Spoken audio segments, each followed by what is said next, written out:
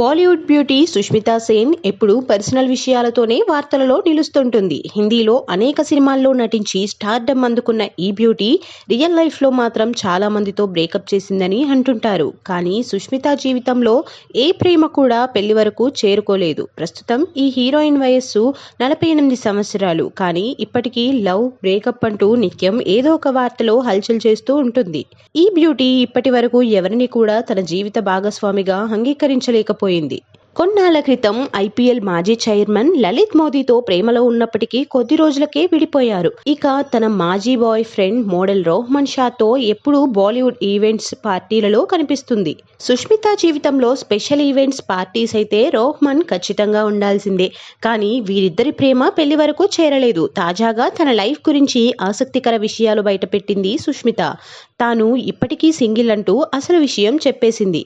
నా జీవితంలో ప్రస్తుతం ఏ పురుషుడు లేడు. 3 ఏళ్లుగా ఒంటరిగానే ఉంటున్నాను. ప్రేమ వెంట పరిగెత్తాలనే ఆలోచన, ఆసక్తి రెండూ లేవు. అంతకుముందు 5 ఏళ్ల పాటు ఒకరితో రిలేషన్షిప్లో ఉన్నాను. కానీ ఆ ప్రేమకు బ్రేకప్ చెప్పి లవ్ లైఫ్లో బ్రేక్ తీసుకోవడం వల్ల బాగుంది.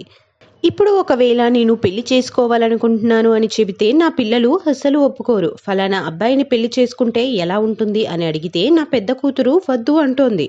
ఎవరిని పెళ్లి చేసుకోవద్దు, ఇప్పుడు ఆ అవసరం లేదు, నీకు నచ్చినట్లుగా లైఫ్ ఉంటుంది కదా, ఇంకా పెళ్లి ఎందుకు అని ప్రశ్నిస్తోంది అంటూ చెప్పుకొచ్చింది.